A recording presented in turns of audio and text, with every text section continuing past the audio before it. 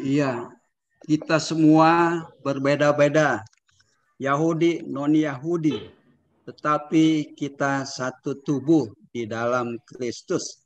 Suatu pujian yang mengingatkan kita akan tema pada hari ini, yaitu tubuh Kristus. Nah, Bapak Ibu sekalian, hari-hari ini sedang ramai ya gitu ya, kita dengar pajak gitu ya. Dan akhirnya terbuka, satu terbuka, semuanya terbuka ya. Begitu juga kalau kita lihat kasih karunia Allah di dalam tubuh Kristus, satu terbuka, satu kita terima, maka kita akan selalu diberi, dibukakan lagi yang lainnya. Satu tersingkap, yang lainnya disingkapkan lagi. Biar pada pagi hari ini kita akan melihat apa yang akan Tuhan singkapkan. Sehingga di dalam hati pikiran kita ditambahkan. Bisa 30, 60, bahkan 100. Biar kiranya pagi ini melalui bro atau pendeta Nancy Simanjuntak, kita akan menerima bisa 30, 60, 100. Kita akan dipenuhi dengan rahasia daripada Kristus. Oke, pendeta Nancy Simanjuntak, saya persilakan waktunya. Silakan. Ya, baik, terima kasih Pak Suhanda, terima kasih semuanya rekan-rekan. Saat ini kita mau belajar temanya tentang tubuh Kristus. Ini sebuah hal kata yang sederhana ya, yang sudah kita ketahui secara familiar. Nah, tapi rekan-rekan, saudaraku semuanya, bahwa saat ini kita mau melihat dengan arah sesuai dengan konteks Alkitab apa maksudnya mengenai tubuh Kristus dan seluk-beluknya. Dan satu hal, kita tidak sedang belajar doktrin atau tidak sedang belajar pemahaman suatu aliran, tetapi kita mau sama-sama terbuka hati pikiran kita bahwa kita tidak ada memihak apapun, suatu lembaga apapun ya, untuk dalam suatu pengertian atau doktrin apapun. Nah, tubuh Kristus ini, saudaraku, kalau kita melihat orang-orang mengatakan tubuh Kristus, berarti apa? Anggapannya bahwa tubuh Kristus itu sudah pasti orang Kristen adalah tubuh Kristus, gitu. Dan kalau dikatakan tubuh Kristus, oh berarti orang-orang yang percaya dengan Yesus Kristus, gitu.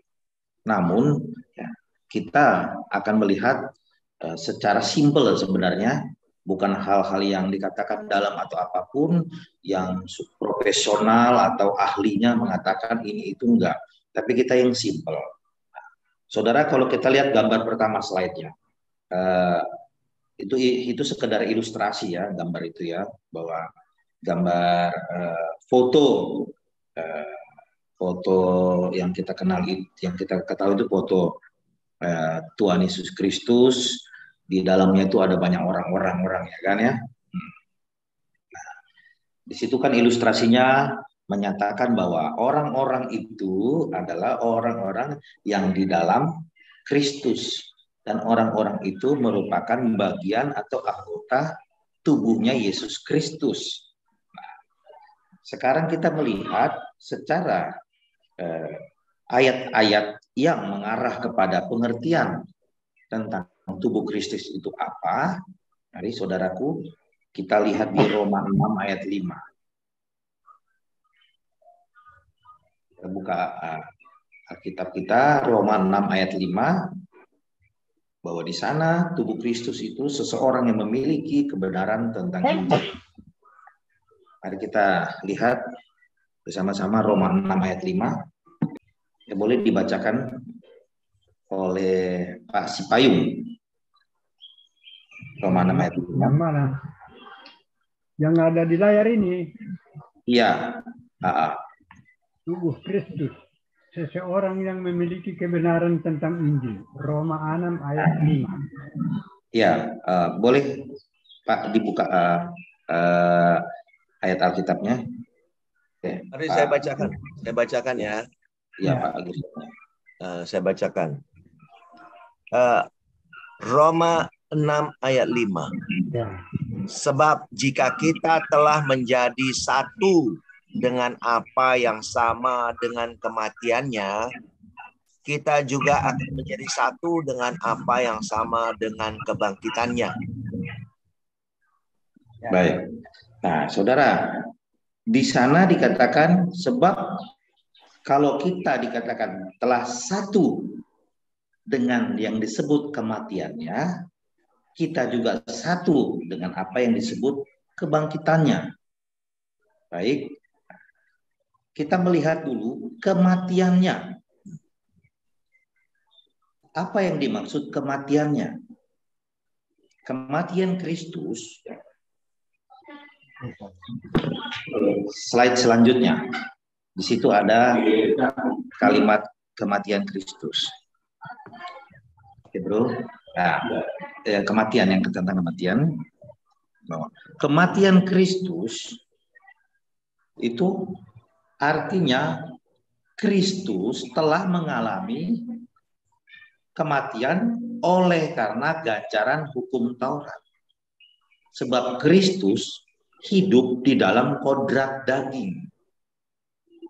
Ini dasar kekristenan bahwa Yesus Kristus itu lahir dengan kodrat daging, memiliki daging seperti manusia, maka dia memiliki yang disebut kodrat dosa. Dosa membawa kepada keterpisahan dengan Allah. Oleh karena manusia telah berdosa dan telah kehilangan kemuliaan Allah. Nah, kehilangan kemuliaan Allah inilah yang dialami oleh Yesus Kristus dengan ditandainya dia mati, ya, disalibkan, dan sampai terbukti pernyataan bahwa dia telah mati atau yang disebut terpisah dengan Allah, dia berseru Eloi lama sabachthani, mengapa engkau meninggalkan aku, ya Allahku. Di sana Allah telah terpisah dengan Yesus Kristus, dan tubuh daging Yesus Kristus itu berteriak menyatakan bahwa dia sudah terpisah dengan Allah. Sebab Allah sendiri memakai aturan yang ada di agama Yahudi itu sebagai membawa atau alat yang membawa mereka untuk bisa mengerti tentang Mesias itu, tentang karya Allah di dalam Kristus. Sebab sudah dinubuatkan sejak dari zaman Adam dan Hawa. Nah, habis itu, saudaraku, pada hari ketiga dikatakan Yesus bangkit. Bangkit dari apa? Bangkit dari kematian tadi. Bangkit dari keterpisahan dengan Allah. Artinya Allah itu sendiri ya mencurahkan rohnya dan menyerahkan rohnya dan menempatkan rohnya kepada Yesus Kristus tadi, yang tubuh yang telah mati tadi dan berubah menjadi hidup. Nah, di sana setiap kita yang melihat, menerima, meresponi, percaya akan kematian dan kebangkitan Kristus tadi, ya, di sanalah kita disebut kita mati dan bangkit bersama dengan Kristus. Oke, nah, mati dan bangkit bersama Kristus inilah ya, yang membuat seseorang punya status menjadi tubuh Kristus. Sebab pada waktu seseorang atau saya, pada waktu saya melihat dan percaya menerima bahwa Yesus Kristus mati oleh karena dia memiliki kodrat daging sama seperti saya, oke, maka saya pun ya masuk resmi di dalam kondisi saya mati bersama dengan Kristus. Karena saya satu tubuh dengan Kristus. Dan pada waktu itu saya memiliki tubuh Kristus yang mati.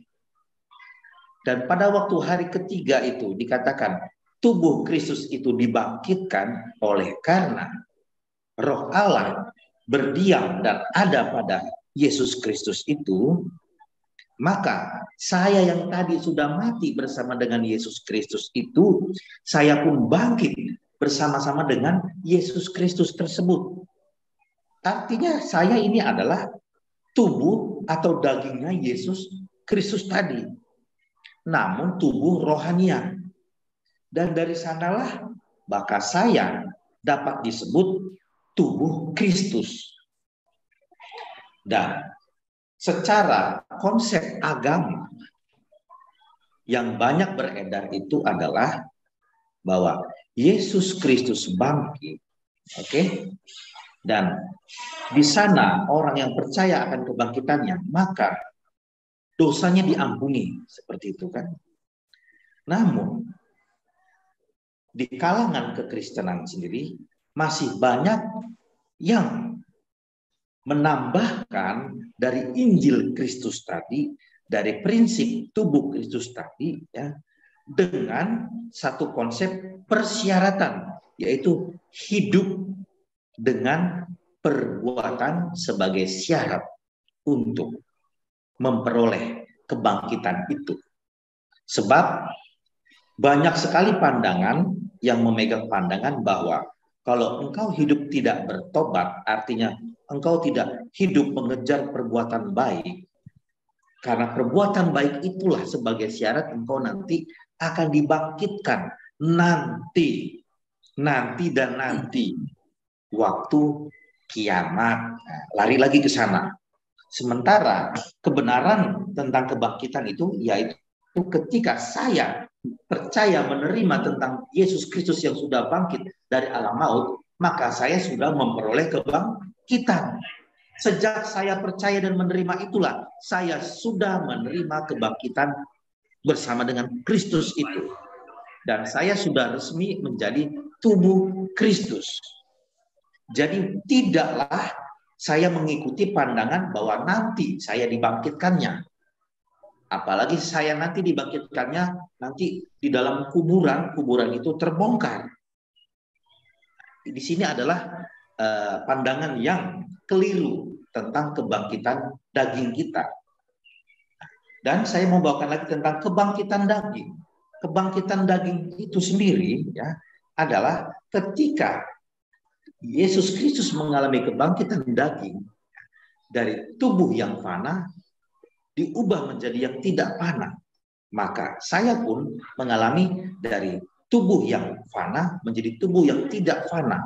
Artinya tubuh yang tidak kekal menjadi tubuh yang kekal.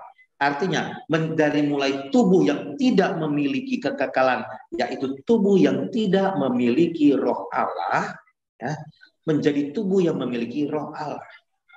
Dan sedangkan kata tubuh ini, saudara, ya, mengartikan kepada bukan tubuh daging saya ini, saudara. Bukan tubuh seperti jari, tangan, kuping, tapi tubuh di sana memiliki arti sebenarnya yaitu jiwa, pikiran, kehendak, pandangan, konsep, dan segala sesuatu yang ada yang berkaitan dengan jiwa. Jadi saya sudah memiliki jiwa yang terkonek dengan roh Allah. Maka jiwa saya itu statusnya jiwa yang memiliki kekekalan. Karena saya memiliki jiwa yang dimana jiwa saya itu ada di dalam Allah sendiri. Ketika Yesus Kristus dibangkitkan, maka Yesus Kristus memiliki jiwa yang bersama-sama dengan Allah itu sendiri. Maka saya pun statusnya sama. Saya memiliki jiwa yang bersama-sama dengan roh Allah itu sendiri. Jadi bahwa saya mati dan bangkit bersama Kristus, berarti saya memiliki kehidupan kekal, bukan oleh karena apapun, tapi hanya karena satu, karena saya melihat, percaya, menerima, dan mengalami kematian dan kebangkitan Kristus itu. Dan satu hal saya katakan tentang mengalami, apakah kita sudah mengalami kematian dan kebangkitan Kristus? Kalau dikatakan sudah, itu berarti bahwa saya dengan mulut saya mengaku bahwa saya memiliki kehidupan kekal oleh karena saya menerima kematian dan kebangkitan Kristus. Dan bukan oleh karena apapun, saya ulangin, bukan dipengaruhi oleh perbuatan saya, bukan dipengaruhi oleh kelakuan saya, oleh syarat apapun. Dan tidak lagi saya terpengaruh oleh hukum-hukum yang lama, yaitu hukum dalam perjanjian lama. Ketika seseorang mau pesannya, nggak usah dulu bertemu dengan Tuhan, pesannya, pesan-pesan dari kita, misalnya dari saya, waktu saya hidup dalam perjanjian lama, saya punya pesan kepada Tuhan itu, Pak, ampunilah dosa saya yang kemarin, yang tahun lalu, yang 2 bulan lalu. Nah, itu disampaikan melalui imam, ya kan? Dan imam itu masuk ke ruang Maha Kudus. Di sana perjanjian lama. Oke?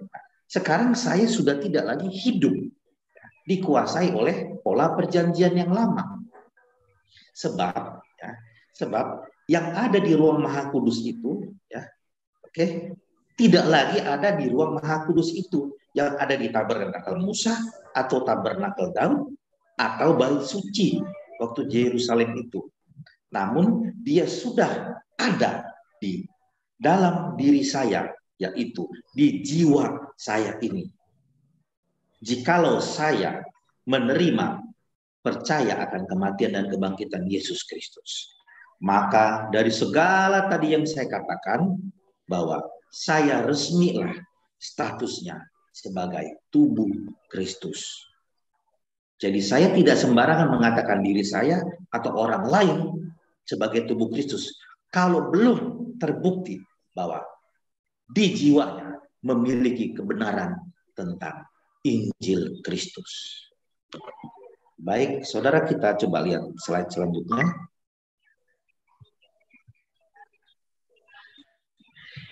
Saudara, di sini adalah suatu tindakan untuk kita sah menjadi tubuh Kristus. Dari ayat 1. Ini bukan sekedar saya untuk kita, saudara, untuk menang ya kita alamin, tetapi kita menangkan juga orang-orang yang belum mendengarnya, terutama sanak saudara, keluarga terdekat, supaya tidak ada lagi satu ragi Farisi atau ahli Taurat sedikit pun, ragi perjanjian lama itu sedikit pun jangan ada, supaya kita benar-benar full of grace, full oleh karena kasih karunia itu. Roma 12 ayat 1.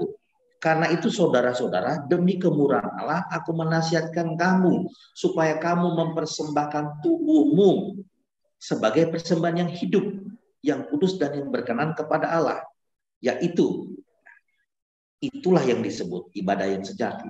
Nah, saudara, kita lihat kalimat pertamanya, demi kemurahan Allah aku menasihatkan kamu.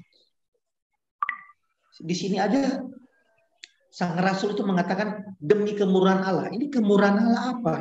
Demi anugerah yang telah Allah berikan kepada kita, kepada Dia.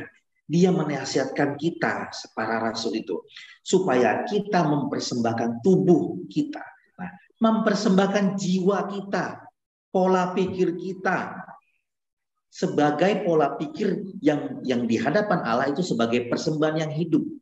Nah, saudara, tentunya persembahan yang hidup itu bukan uang, bukan domba, bukan emas, perak. Bukan. Tetapi persembahan yang hidup itu adalah mempersembahkan jiwa kita, menyerahkan jiwa kita kepada kebenaran Kristus tadi, yaitu Kristus telah mati oleh karena ganjaran dosa, hukum Taurat, dan Kristus telah bangkit oleh karena Dia dibangkitkan oleh Allah, dan Kristus itu telah bersama-sama dengan saya bersama-sama dengan Kristus oleh karena saya telah mati dan bangkit bersama dengan Kristus. Nah, di sanalah tindakan di jiwa kita yang disebut kita mempersembahkan tubuh kita sebagai persembahan yang hidup. Karena persembahan yang hidup itu hanyalah Kristus. Tidak ada persembahan yang hidup apapun kecuali satu, yaitu Kristus. Jadi satu-satunya jalan untuk saya dapat menjadikan tubuh saya ini persembahan yang hidup, yaitu apa? Yaitu tubuh saya yang disebut jiwa, tubuh saya ini yang disebut jiwa, saya persembahkan kepada kebenaran Kristus. Sudah. Nah, kebenaran Kristus itulah kalimat selanjutnya, yang kudus dan yang berkenan kepada Allah. Sebab hanya Kristuslah yang kudus dan yang berkenan kepada Allah persembahannya.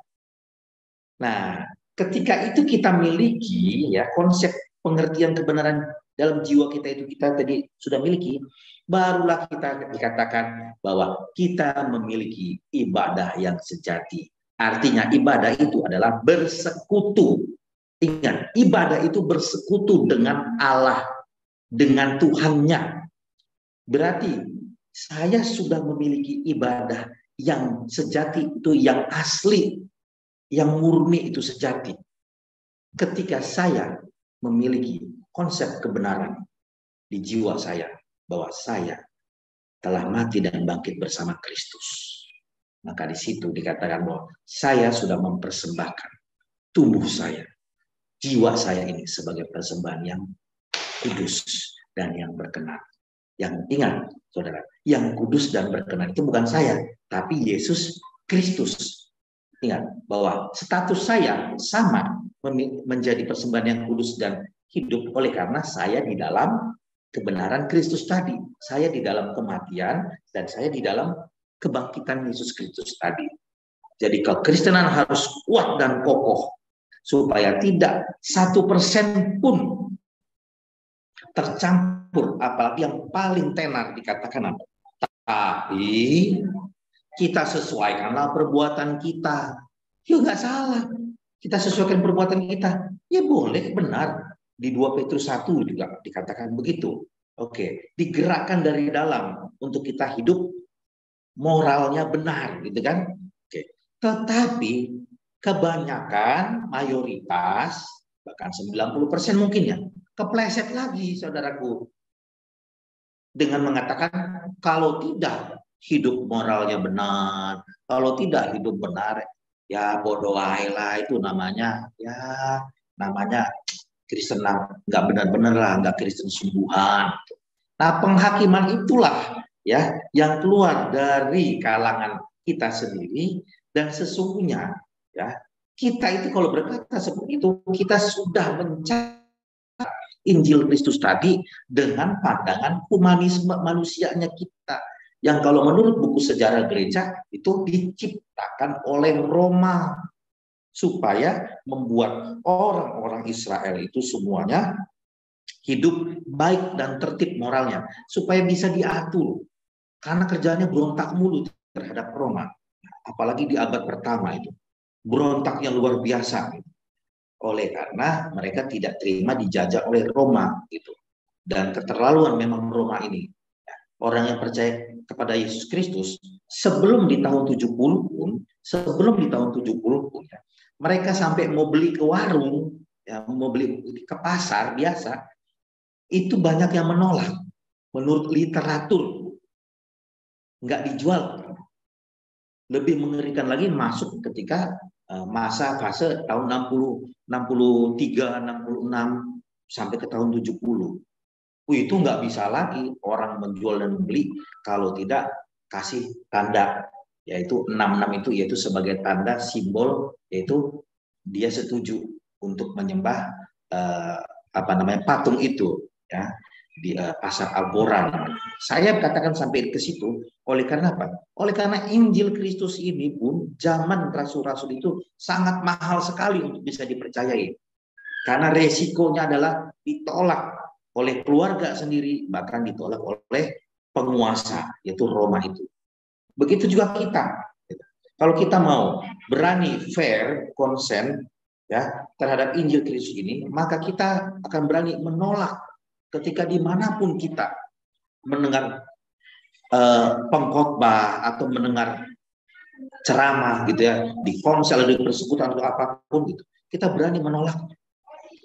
Bahkan kita berani mengatakan kepada yang membawanya ketika misalkan sudah selesai gitu, kita sharingkan. Kalau saya memang udah ngalamin ya berkali-kali, saya ajak sharing segala macam tentang Injil yang disampaikan itu sudah bercampur. Ya, walaupun ditolak. Dan ada juga di satu komunitas saya udah ditolak juga. Terakhir komunitas yang baru juga udah ditolak juga. Sebab ini masih Injil Kristus aja, gitu. Saya beritakan. Bagaimana yang hal-hal yang lain seperti itu kan? Nah, oleh karena manusia itu sudah terkonsep jiwanya, ya, di alam bawah sadarnya, ya, bahwa Injil Kristus itu satu paket dengan perbuatan baik. Dan kalau tidak ada perbuatan baiknya, paket itu bukan dikatakan paket lengkap.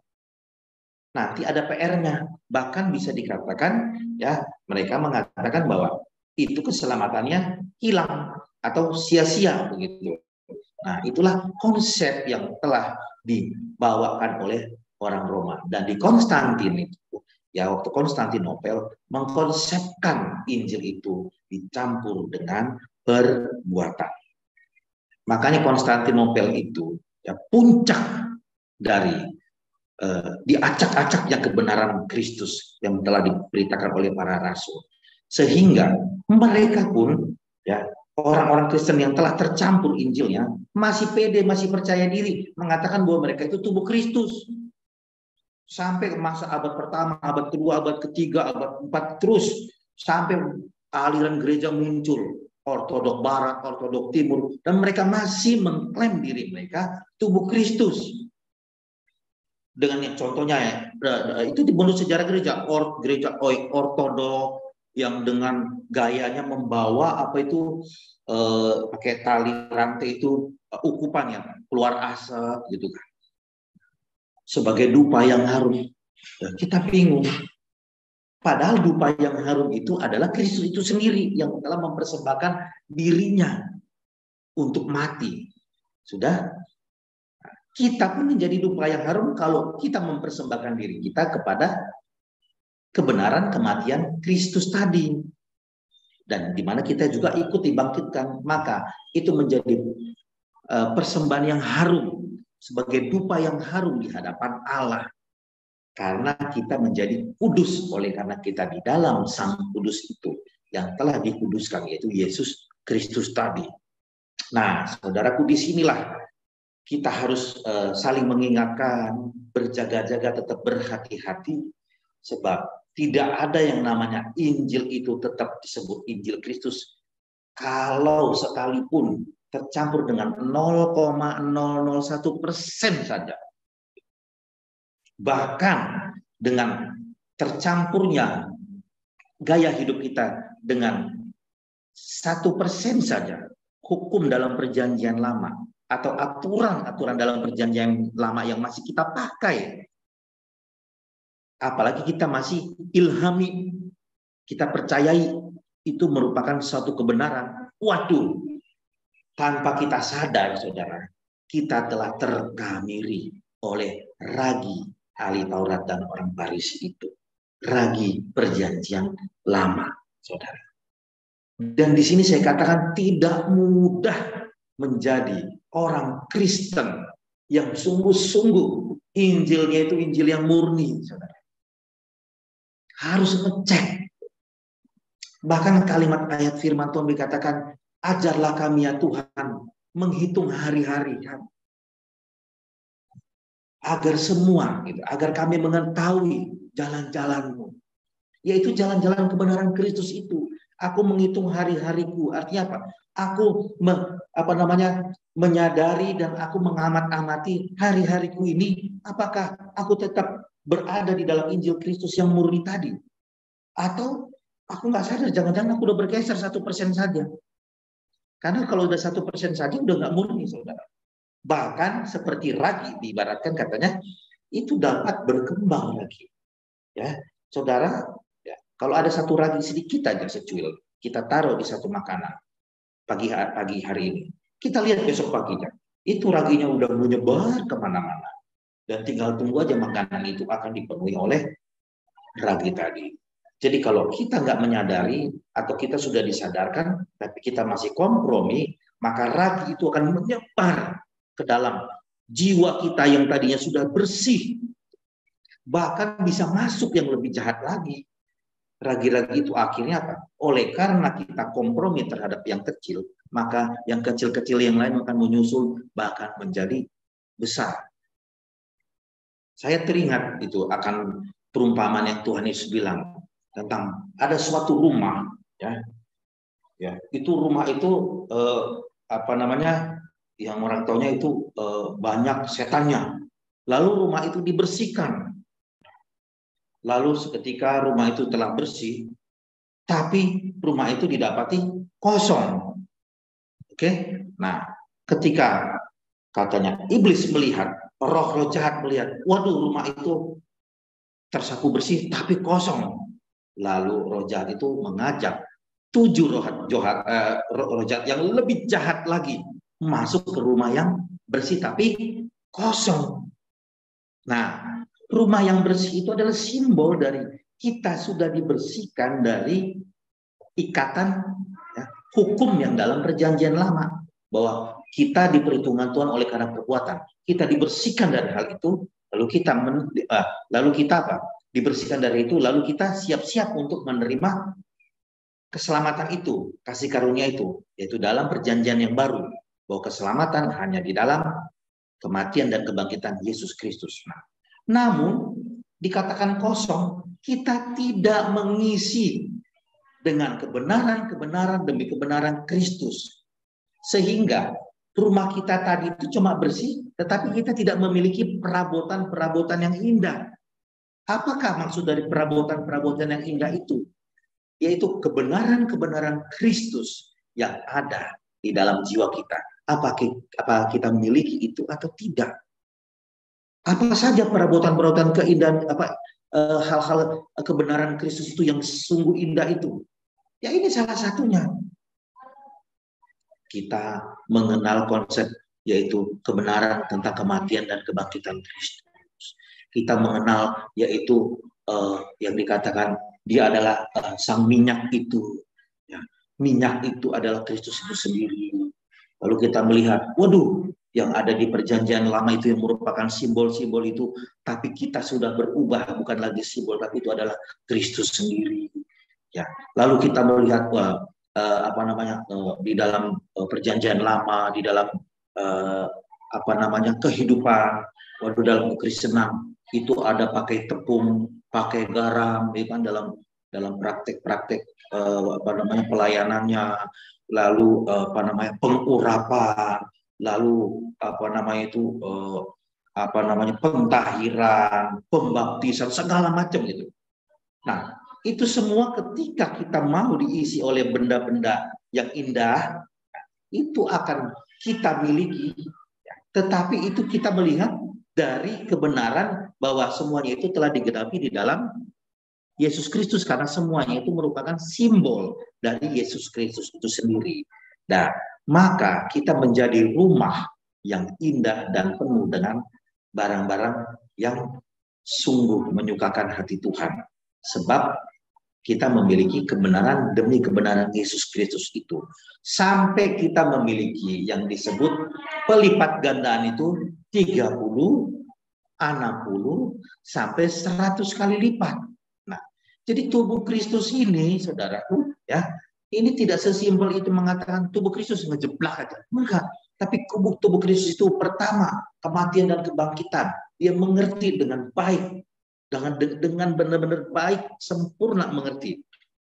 Kedua, dia memiliki, yaitu tubuh Kristus itu memiliki, yaitu kebenaran demi kebenaran, ya, di mana semua kebenaran itu berbicara tentang Kristus di dalam rupa-rupa karyanya. Yang saya katakan lagi, kalau tubuh Kristus mau menjadi kaya, memiliki kelimpahan, dia akan melihat bahwa semua yang ada di perjanjian lama itu adalah berbicara tentang Yesus Kristus dan telah digenapi ketika Yesus hadir, mati, bangkit, bahkan mencurahkan rohnya sendiri kepada kita.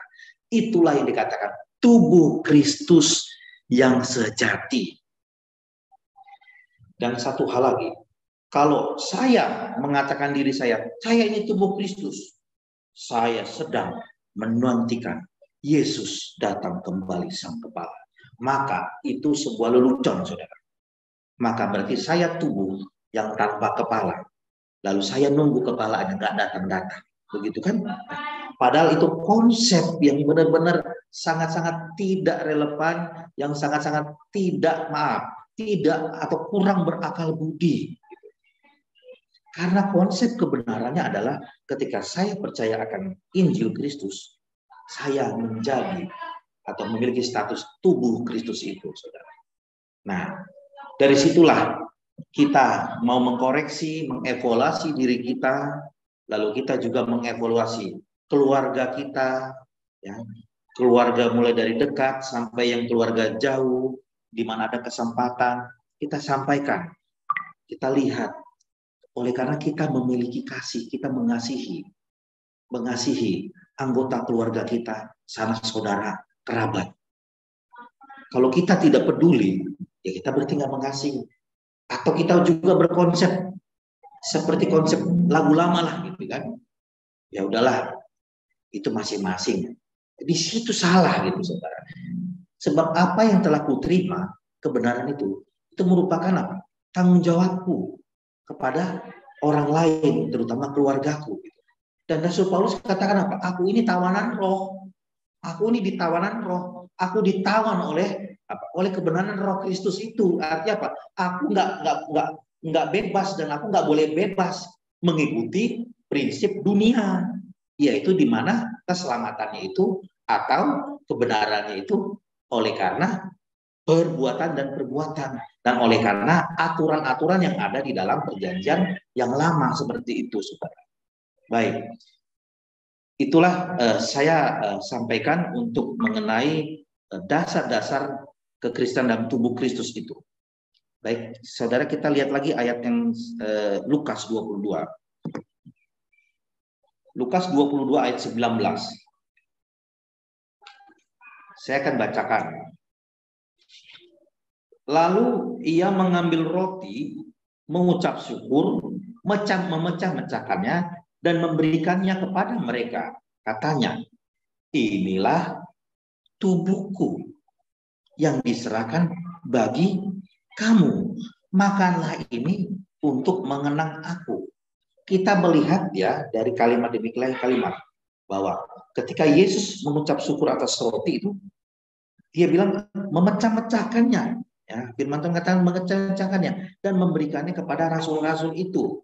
Nah, ini sebagai simbol bahwa ya semua yang telah menerima roti tadi telah siap menerima dirinya memiliki status sebagai tubuh Kristus.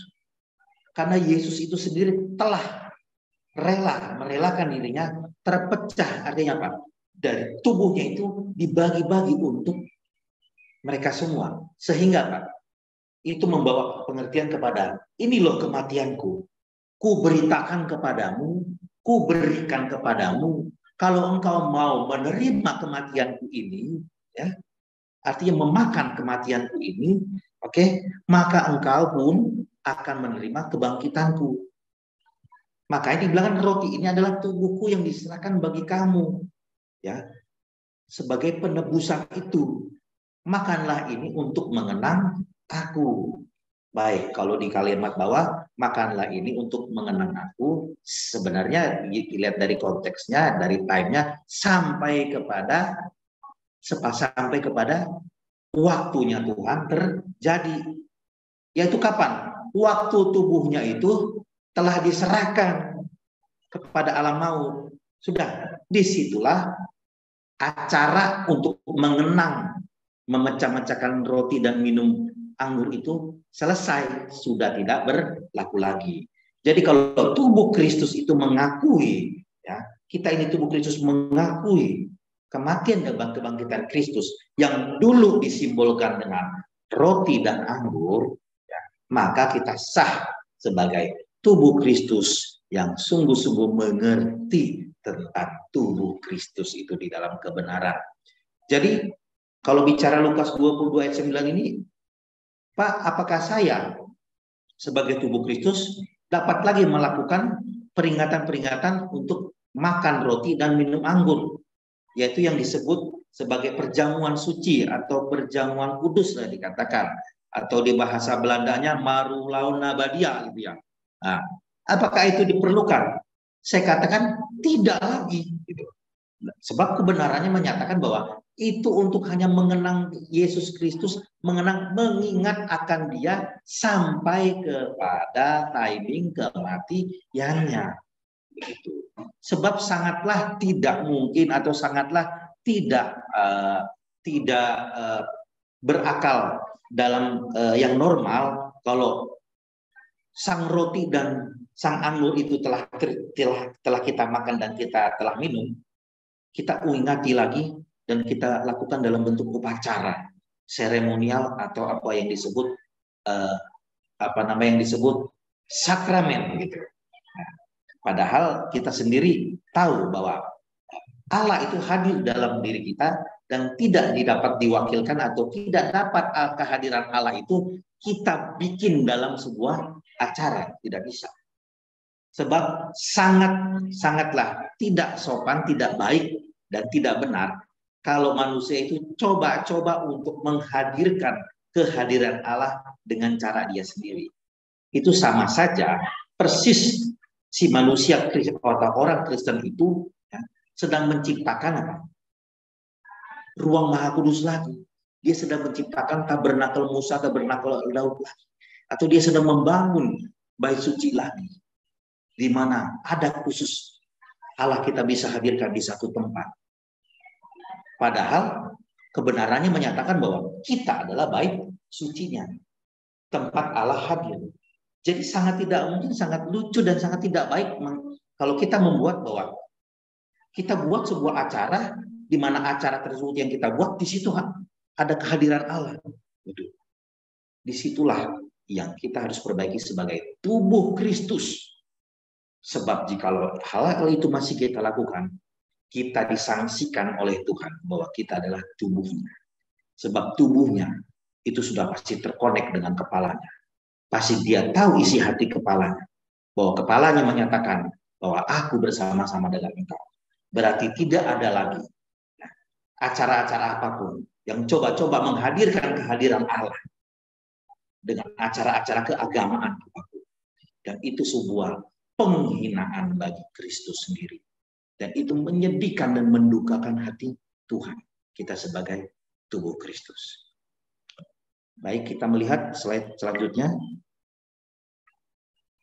Nah, saudara, di sini ada kalimat jangan kembali kepada kubangan kita. Roma 6 ayat 6. Baik, kita baca Roma 6 ayat 6.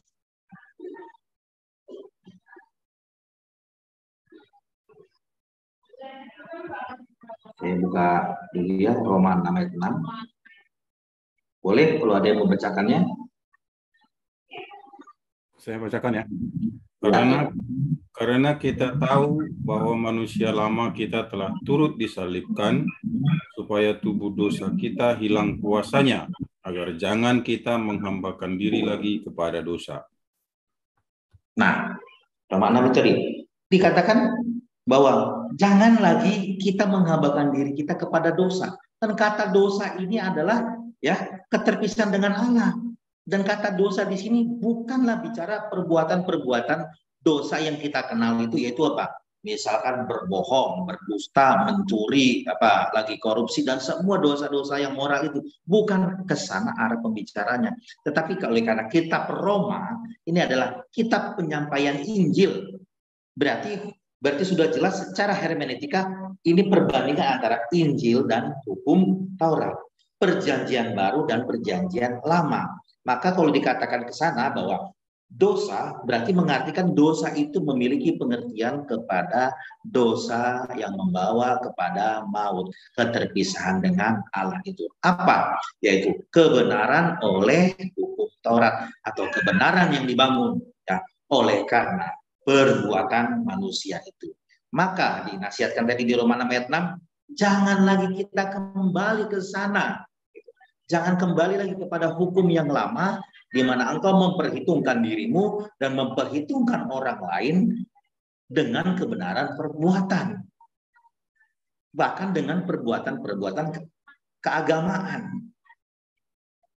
Dan engkau menyatakan engkau sedang lebih kudus, sedang lebih sungguh-sungguh kepada Tuhan ketika engkau melakukan upacara agama atau engkau sedang melakukan perbuatan-perbuatan keagamaan. Engkau sedang merasakan lebih kudus. Sebab tubuh Kristus tidak ada posisinya itu dari kudus beralih kepada lebih kudus, tidak ada. Apalagi yang namanya disebut mengejar kekudusan dan juga mempertahankan kekudusan, tidak.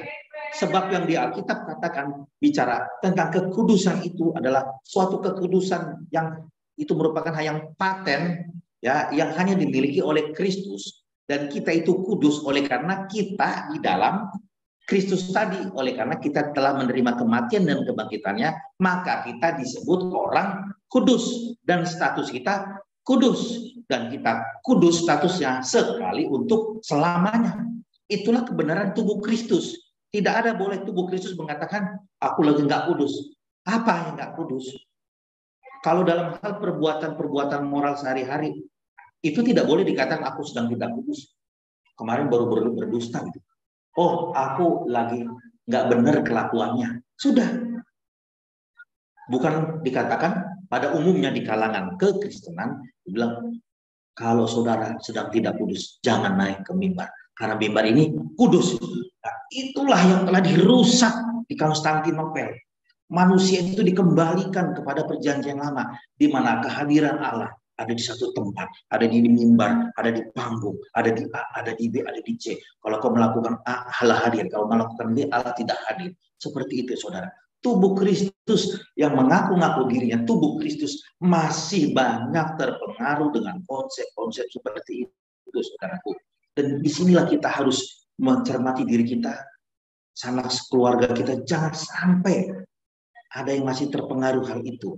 Langsung bongkar. Stop, nggak boleh. Itu ketidakbenaran. Itu mendukakan Tuhan. Nah, disinilah kita benar-benar berhati-hati dan tidak sepele, saudara. Jangan pernah kita sepele terhadap yang namanya status tubuh Kristus. Ingat, tubuh Kristus itu tidak ada yang pakai tepung, pakai apa segala macam. Sebab sang minyak, sang tepung itu adalah Kristus itu sendiri yang telah hadir, yang dulu memang simbol. Dan sang anggur itu adalah Kristus sendiri. Dan kita tidak lagi mengangkat-angkat anggur kita minum. Sebab sang anggur itu apa? Kristus itu sendiri, dan kita di dalam anggur itu. Sang roti hidup itu Kristus itu sendiri, dan kita sudah makan roti hidup itu. Kita di dalam sirang sang roti hidup itu. Jadi saya ini memang mengarahkan sama-sama kita bahwa kita hati-hati terhadap ragi agamawi. Sebab agamawi inilah yang menjauhkan kita dari pengenalan akan Kristus, saudara. Serius. Hal-hal agamawi ini menjauhkan kita dari kepekaan, bahkan dari menikmati kelimpahan Kristus. Makanya kalau teringat lagi oleh ayat, ya, Dia memberikan kepada kita yaitu kehidupan atau hidup, dan memberikan hidup itu di dalam segala kelimpahan. Di sini pun kita bongkar lagi sebagai tubuh Kristus, jangan pernah kita katakan kelimpahan itu kelimpahan materi, kelimpahan kesehatan. Bukan, karena di situ sedang berbicara Injil Kristus, yaitu Kristus memiliki kelimpahan demi kelimpahan yang akan diberikan kepada kita. Apa maksud kelimpahan itu? Kelimpahan itu adalah kebenaran-kebenaran Kristus itu. Apa saja sih? Ya tadi, contohnya tentang kematian dan kebangkitan, tentang gandum itu adalah kita sendiri, tentang anggur, tentang roti, tentang minyak, tentang garam, tentang tepung, ya kan? Tentang angin, tentang air huruf kecil, air huruf besar, air itu kelimpahan itu mengenai Kristus semua gitu. Sampai nanti apa sih di kitab Kejadian keluar Imamat bilangan ulang, semuanya itu berisi kelimpahan demi kelimpahan pengenalan pengetahuan akan kebenaran Kristus sendiri, saudara. Dan itu yang sebenarnya kita kejar. Makanya dikatakan carilah dulu kerajaan Allah, maka semuanya akan ditambahkan kepadamu. Apa kerajaan Allah itu? Itu berbicara di mana ada pemerintahan Allah. Di mana ada pemerintahan Allah? Di dalam kebenaran Kristus itu tadi, yaitu kematian dan kebangkitannya. Maka kalimat selanjutnya, semuanya itu ditambahkan kepadamu. Apa? Sepertinya semuanya itu adalah makan dan minum yang kalimat sebelumnya dikatakan. Padahal itu berbicara apa? Semua ditambahkan itu apa? Kebutuhan jiwa kita. Jiwa kita ini yang memiliki kebutuhan banyak sekali. Dan Kristuslah yang memiliki kelimpahan itu untuk menjadi makanan buat jiwa kita ini. Jiwa kita ini sudah bersama Kristus, jadi kekekalan itu bersama dengan Kristus, namun kita terus-menerus perlu yang namanya makanan demi makanan rohani, yaitu apa? Kelimpahan-kelimpahan Kristus tadi, sehingga kita kaya di dalam kebenaran Kristus. Kaya sampai 30, 60, sampai 100 kali lipat. Bahkan saudaraku, tubuh Kristus harus mengerti semua perumpamaan-perumpamaan yang ada dalam perjanjian yang baru. Bahwa tubuh Kristus itu melihatnya bukan lagi dari konsep agamawi, bukan dari konsep atau kacamata humanisme, tapi benar-benar dari konsep sang kepala itu. Sang kepala kita itu Kristus. Sebab kita tubuhnya. Tidak ada tubuh itu ya melihat misalnya gini. Kepala kita adalah Kristus, mata Kristus. Kita ini tubuhnya. Nggak mungkin lidah kita senang makan rumput, contohnya. Sementara mata sang kepala tidak suka. Otak sang kepala itu rumput, tidak cocok untuk dimakan. Masa tangan kita ngambil rumput kita makan? Itu namanya kita nggak connect, nggak nyambung.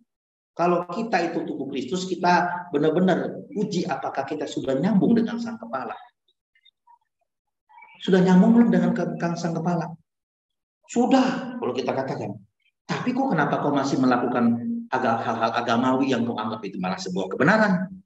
Padahal otaknya kita itu yaitu Kristus, kita ini tubuhnya, menyatakan itu tidak berlaku lagi. Nah, hai, itu tidak berlaku lagi. Hai anggota tubuhku. Hai, penghakiman itu tidak berlaku lagi. Hai tubuhku, kau jangan lagi berkata kutuk ini, kutuk ini, kutuk ini, kutuk ini. Jikalau kau tidak melakukan A, maka kau tidak dapat B. Kalau kau melakukan A, kau kena kutuk. Kalau melakukan B, kau kena berkat. Seperti itu. Dan itu pencampuran itu seluruhnya kita harus berjaga-jaga, berhati-hati. Apakah kita tetap masih connect dengan sang kepala itu? Connect gak dengan sang kepala? Kita ini sebagai tubuhnya. Baik saudara, ada lagi selanjutnya dalam Galatia 5 ayat 4. Maaf, Galatia 5 ayat 4. Kita lihat Galatia 5 ayat 4. Oke, saya baca lagi ya. Galatia 5 ayat 4. Ya. Kamu lepas dari Kristus jikalau kamu mengharapkan kebenaran oleh hukum Taurat. Kamu hidup di luar kasih karunia. Nah, saudara, kalau kamu mengharapkan hidup kebenaran oleh karena melakukan hukum Taurat itu, kamu lepas dari Kristus. Kamu di luar kasih karunia. Nah, yang jadi suatu pertanyaan kita harus terbuka pikiran kita. Kebenaran oleh karena hukum Taurat itu apa sih, saudara? Hukum Taurat yang 10 itu. Bukan hanya itu, saudara. Hukum Taurat katanya ada 613. Bukan hanya itu. Bicara hukum Taurat itu, saudara. Hukum-hukum yang lama yang seluruhnya ada di dalam perjanjian yang lama. Dan itu sudah tidak berlaku lagi. Karena Lukas 16 ayat 16 sudah menyatakan hukum Taurat dan kitab para nabi berlaku hanya sampai zaman Yohanes Pembaptis. Sebab di zaman Yohanes Pembaptis, ya, Sang Mesias itu yang disimbol-simbolkan dalam rupa-rupa bentuk benda dan dalam bentuk upacara keagamaan, itu sudah digenapi ketika Yesus itu hadir di bumi pada waktu itu. Ditambah lagi dengan dia mengalami kematian dan kebangkitan. Sudah tuntaslah itu semua. Nah, artinya bahwa kalau kita sampai nggak mengerti apa sih yang dimaksud hukum Taurat itu, yang dimaksud dengan perjanjian lama itu, banyak sekali, saudara. yang tadi saya katakan, praktek-praktek hal agama itu, ya, hal-hal yang menyangkut sepertinya mengandung unsur-unsur roh, itu sudah tidak berlaku lagi. Dan jangan kita lakukan itu terlebih lagi untuk sebuah kita anggap kebenaran atau sebuah hal yang kita anggap rohani, bersifat rohania. Tidak. Jikalau itu kita lakukan, sah hukumnya. Galatia 5 ayat 4 mengatakan, kita lepas dari Kristus. Kita ada di luar kasih karunia. Alias kita di dalam hukum yang lama lagi. Maka, kondisi status kita diragukan. Apakah kita tetap masih menjadi tubuh Kristus atau tidak. Sebab para rasul, bahkan Rasul Paulus mengatakan, ketika dia mengalami sebuah kekecewaan kepada orang-orang yang dikatakan sekalipun mereka telah pernah menerima mengecap kasih karunia, tapi mereka berbalik lagi. Itu apa? Kepada tawaran-tawaran hukum. Oke, terima kasih. Jadi saudaraku, demikianlah. Coba kita lihat lagi slide-nya dari yang terakhir. Cara hidup komunitas tubuh Kristus. Oke, nah waktunya sudah habis. 1 Korintus 11 ini ayat 17, 21, 33, 34 ini berbicara, singkat ceritanya adalah tentang praktek perjamuan malam, ya, makan bersama, di mana Rasul Paulus di situ melihat sebuah kejadian di jemaat Korintus yang sangat-sangat tidak baik, sangat-sangat tidak mencerminkan sebagai tubuh Kristus, yang dimana harusnya mereka mengerti bahwa tubuh Kristus itu berarti satu tubuh, yaitu satu pengertian, satu penderitaan, satu perjuangan di dalam pemberitaan dan mempertahankan kebenaran Injil itu. Tapi mereka di sana mempraktekkan dalam hal makan saja, ya, mereka cukup mengecewakan. Ada yang disebut serakah, ada yang udah tidak bawa makanan, dia makan sebanyak-banyaknya. Lalu ada juga dia bawa makanan dari rumah, tidak makan dulu di rumah. Tetapi pas sudah berkumpul, dimakan juga, dihabiskan juga untuk dirinya. Sehingga banyak yang tidak kedapatan. Di situ mencerminkan bahwa mereka belum mengerti, belum mengalami dirinya sebagai yang disebut tubuh Kristus. Ya. Bahkan di sana juga terjadi yang disebut banyak yang tidak sedikit yang sakit, bahkan meninggal dikatakan. Nah, kurang lebih seperti itu. Jadi berkomunitas dalam tubuh Kristus itu punya sebuah kebenaran, yaitu kita harus memiliki satu kesatuan, memiliki yang disebut rasa cinta kasih sayang sesama tubuh Kristus itu. Baik, terima kasih. Demikian saudara-saudaraku dari saya. Terima kasih. Tuhan Yesus memberkati kita semua. Ya, terima kasih Pendeta Nancy Simanjuntak yang sudah menyampaikan firman Tuhan begitu lugas gitu ya, untuk dapat dimengerti.